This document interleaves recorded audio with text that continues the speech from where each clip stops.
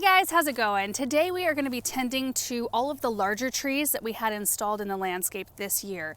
So we had several large trees installed both in May and then again this fall. I think the last batch was about 2 weeks ago, and we are just now, like it's chilly out right now. It's 30 degrees, but we're going to get into the 40s today, and the lows are right around the 20s, but we are heading into more of a deep freeze where the temperatures aren't going to rise above freezing. It's going to be in the teens at night and like in the low 20s during the day. So we want to make sure everything is really well watered before we head into that deeper freeze. I'm also going to be tending to the freshly planted boxwoods around the Hartley because those just went in a couple of weeks ago as well. We do have a few trees out in the south garden, but this is kind of our main area we'll be focusing on. We've got the maples and boxwoods we'll be watering. This crabapple we had moved from back here, so we'll get that all watered in, and then we've got several large beautiful evergreens back here that we will be watering. Mainly this one. This is a beautiful blue spruce. Let's just kind of take a little tour here.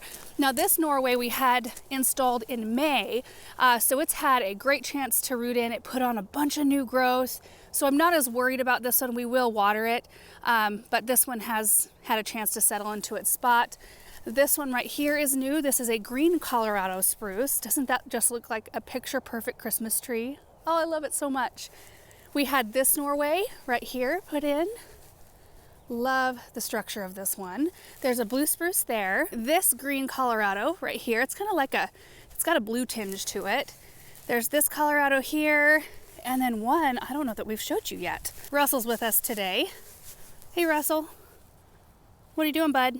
Maybe we did show you and I just can't remember, but we had planted a smaller Colorado like this one in this spot. And instead of kind of waiting for it to put on some bulk, we had that one lifted and moved out to the south garden, and we put our last of the big tree load right here. So that was the last one that was installed. When they had the truck here, this Austrian pine and this blue spruce, we had them dig it and just lift it up, and we packed a bunch of soil underneath to lift them up a little bit. They sunk after we planted them. And that's why it's pretty important not to dig your hole lower than the root ball is. Like if you have a nursery container and it's, I don't know, a foot tall, you don't want to dig your hole deeper than a foot. Dig it wider. But if you dig it deeper, what can happen is what happened with ours. We went a little too deep with our auger, and then that soil settles, and then you think you've got your tree planted at the right level, but after a while it kind of sinks down. Planting, especially evergreens, while planting anything, you want to err on maybe planting them a tiny bit high rather than too low. You want to help facilitate water drainage away from the trunk. You don't want it settling into a pool around the trunk. However, today it's going to look kind of funny because all of these are planted a little high, but we're going to create just a small well around each one of the trees so it can hold enough water to soak down. When we have these watering during the season, we've got drip irrigation run around their root ball, and it's just a very slow drip, and the water has a chance to soak down. But right now, when we're just watering with the hose, the water doesn't sink in fast enough and it wants to run away. So we're going to create the well just to get enough water around the root ball, and then next spring we'll rake that well away once we get drip irrigation installed. I hope that makes sense. But it's just very important to make sure all of your freshly planted things are watered going into winter. Even containerized things, we make sure to keep on an every 2-week schedule, and we assess. Like, it may not be that we give them water every 2 weeks. If we've had a lot of snow and then a melt, where they've had some moisture, we'll skip it. If they're a solid block of ice, we'll skip it. We just don't want them to be on the dry side at any point, and we haven't really had very much moisture. We have a little bit on the forecast, but not much. Okay, now let me show you how we're going to water, because all of our regular faucets have been blown out. We don't have water access to those, but we do have several frost frees. This right here is a frost free. So we have one here, which I think we will be able to reach pretty much maybe to that blue spruce. And I'll be able to reach everything around here. And then there's another frost free at the corner of the barn, which we'll be able to, if I can't reach that spruce, I will be able to reach it from that one. So a frost free is just water that has been buried way deeper than normal. So normal faucets that we have to blow out along with our sprinkler system, those lines might run a foot below the ground, maybe a little bit more than that. And if you live in an area that it gets very cold and that frost line can go down into your soil, it can cause big problems if you have water in those lines. It can cause them to freeze and break the lines, and you have, breaks all over the place that you have to take care of. So the frost freeze here in our area, we have to dig them down 48 inches. So 4 feet down, there's pipes underneath there. That's how the waters run to the Hartley out here. It's run to all the frost freeze around our property. We figured when we went into trench, we try to put frost freeze wherever we can because it's low enough where it will never freeze. And there's a lever, Aaron I wish he was out here, he could explain it to me better, but when we pull up on the faucet, the water comes from all the way down at that 4 feet level. There's no water in this pipe until you pull this up. And our process here has become much more efficient. Every time we rip things up, and Aaron's really good at this, he's good at organizing and figuring out like how to run things to where it is efficient. And he really thinks about future things. What might we use this area for? Should we put extra conduit in? Should we do this or that? He's much better at that than I am. But we have hose links, and that makes their hose reels. I have 82 feet of hose. We've used them for several years now. So wherever you have had hoses during the season with the hose links, you have to have some sort of a mounting system. So like right here, this is our mounting system. It's just a pipe that's been, it's in concrete down there in the ground. So our hose link has this right here, which goes right down in the pipe. And this has been kept in the greenhouse, so it's thawed out. We don't have any ice in the lines. So every time I go to a frost free, I can just pop it down in the pipe or in the bracket that it comes with. Done.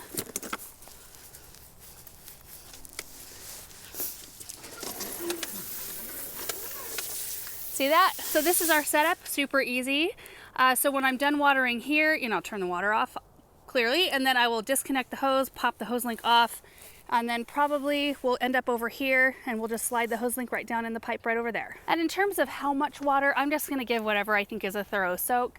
I'm gonna avoid trunks. I'm not gonna get water on any of the trunks or any of the leaves. So when I go around the boxwoods, I'm gonna be super duper careful not to do that. All I wanna focus on is just keeping those roots happy and keeping them moist before we head into that freezing winter escape. As far as winters go, we've had a really mild fall and winter so far. I mean, tomorrow we're getting up to 46 degrees. It's going to be awesome. Sunday we have a 40% chance of rain and the rest is dry. But see right down in here, next Friday, Saturday, Sunday, we have lows in the teens and then the highs don't get above freezing. 28, 27, 29. Okay guys, so I'm just going to start in. Paul is going to be helping as well. So we're going to just tag team this project to get it all done. I'm hoping to fill bird feeders today too. So, I mean, not super exciting things in the garden, but absolutely necessary. The bird feeders are exciting. I love watching those.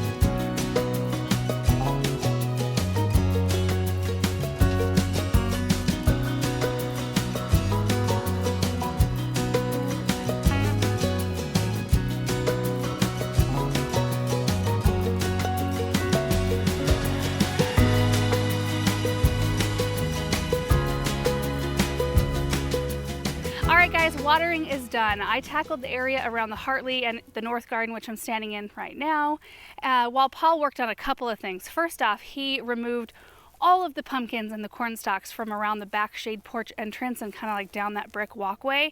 He's taking those to Bethany's. She has pigs. Her pigs eat all of that stuff. So it's awesome that we don't have to put it out on a pile anywhere. It got a little bit too cold for me to save any. Some years it doesn't, and I can kind of pick through and save some of the squash I want to keep in the root cellar. This year it just got a little bit too cold, but the pigs will benefit from all of that, which is great. And then he also watered all the trees out in the south garden. So it was 5, I think, total. There's 2 large Norway spruce that were installed like in the last few weeks, and then 3 smaller trees that we had planted in other spots, but we had them moved to different locations. So there's a honey locust tree that was removed from the big lawn to the back of the south garden where a katsura tree did not thrive. So I think it's going to do great there. One autumn blaze maple from along the lane. You know, as you're approaching our house, we've got the autumn blaze along both sides. When we bought the new piece of property, the new pasture that is to your right as you are approaching, we wanted to mirror the driveway entrance, and there was an autumn blaze kind of right in the way. So we had that one picked up and moved close to the cut flower garden, and then the one small blue spruce from back here that was moved up to where we had annuals planted. That's where we were going to put the bigger blue spruce, but we decided the bigger one was better back here. Anyway, all of that said, watering's done, and it went really well. I wanted to show you this one in particular because this is one of the ones that was planted a little bit higher than the others. So this one, and actually that one right there, I decided not to do wells around them because the ground was receiving the water much quicker than I thought it was going to. I thought I was going to be dealing with much more of a frozen layer, and I just don't think it's there yet. So it did soak it in. Another reason I decided not to do the wells around them is that most of these have Christmas lights on them, which connect to an extension cord down on the ground. So if I was to do a well and fill it up with water, I'd have to either physically stand out here and hold the cords up out of the water until the water soaks down, or I would have to figure out a way to prop them up. I didn't really want to do that, and I didn't want to submerge them because then we'd be dealing with shorting and all of that business. So I just went to each tree like 4 or 5 times. I'd water one really well. I'd go to the next one, water it really well, come back to the other one, do it again. And I just kind of pinged back and forth until I felt like they were really good and soaked. And you can see just based on the water how far out it subbed. Like it didn't, like maybe, well, I think that was just dripping from the hose. It didn't make runs all over the place like I thought it was going to. And I thought on something that was planted high like this, or like this one over here, I would have dealt with it a lot more. And I just didn't. Let's walk over here. I mean, it stayed pretty much right where I put it, which was great. And just seeing it look like this, it gives me confidence. You know, with them going into a colder spell, they're just gonna be tucked in and cozy in their spots. They won't have dry roots down in there, and that's a good thing. You can see right here, all the soil roughed up, a whole bunch of tulip bulbs went in. Didn't film it, spared you guys another bulb planting video, but I think this one's the copper image back in here. And there's a bunch of angeliques on that side. Over here, you saw what I watered, basically just this one crabapple, which was moved, and that went really well. The 4 maples on each corner, all the boxwoods, and then I did water the containers a little bit because I never did that after I put them together. And watering them is not really to keep them fresh, it's more so that they'll freeze in place. But I haven't had any issues with anything falling out yet. You know, I have a ton of bulbs in those pots, and I tried really hard when I was sticking the branches in not to stick them more than 6 inches down because I might have hit a couple of them. But in the grand scheme, I don't think we'll notice it in the spring. I think that having all of that stuff on top of the pots is just extra insulation, and I think it'll be better for the bulbs in the end. You can see all the moisture in there. This looks good. The last thing we're gonna do is actually go fill a couple of bird feeders up front. This morning, very first thing, I filled up that, it's the copper shingled, it's like a shingled roof bird feeder from Gardener's Supply. We got it a couple of seasons ago. Actually, I think we got it 2 years ago. I didn't put it up for a whole year. I don't know why. And then we put it up last season. Enjoyed it so much. The birds love it. You fill it with black oil sunflower seeds. And we had to take it down because it was on a fence kind of close by. The fence was coming down, and so we put it on the grape structure. So it's kind of far out there, but it's so fun to see all the birds go to that location. And we do have a new neighbor right behind the fence who can see that bird feeder, and I'm hoping they get some enjoyment out of it as well. So I went and filled that first thing this morning because I noticed it was empty. And then I used to have 4 bird feeders up front here, 2 in this crabapple and 2 in the ash tree. There was 1 in the ash tree and 1 in the crabapple that the birds never liked. They never visited those 2, so we got rid of those, and now we're left with, am I pointing right? I can't even tell.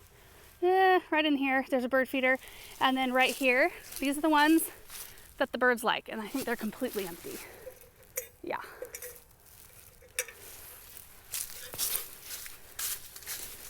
And this one right here. We've got some bird seed right back here.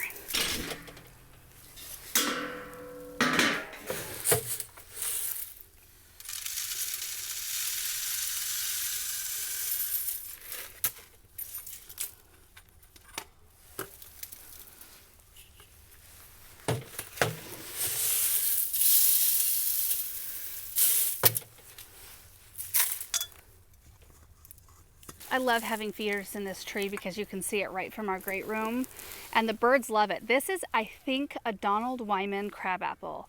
It's clearly an established tree. It gets these small berries on it, like this size right here, that are persistent, which means that the crabapple holds the berries until new growth pushes them out in spring. But the birds love this tree so much that, I mean, it's almost cleared completely off right now. You can see where all these berries were. You see that? They've just been stripped. Birds just swarm in this tree. And they must have a better flavor than all the rest of our crab apples because this is the first one that's cleaned up. We never have berries on the grass. I can hear the birds right now. They're probably watching what we're doing. They know where these feeders are at. It's at least once a day, if not twice a day project, usually twice a day once we get snow, because we do have quite a number of things that have berries, crab apples, seeds, things like that on them. And especially once our gardens mature a little bit more, we're going to have a ton for them to forage from, which is so fun. But once it snows, it's nice to have these feeders and know that they have something to eat. And we do keep our bird bath, the one by our back shade porch, topped up, keep some fresh water going at all times as well. So anyway, that was the project for today, just making sure everything is tucked in for winter. We really want those trees to survive. I mean, they were an investment for sure, and they're a huge part of the landscape now. So we really want to have success with those. We've had really good luck with the 2 evergreens that we had installed in May. So I'm really hopeful. I mean, we're right near one. You can see the blue spruce right there, and it's looking really good. Really hasn't skipped a beat. So anyway, thank you guys so much for watching this video. I hope you enjoyed it, and we will see you in the next one. Bye.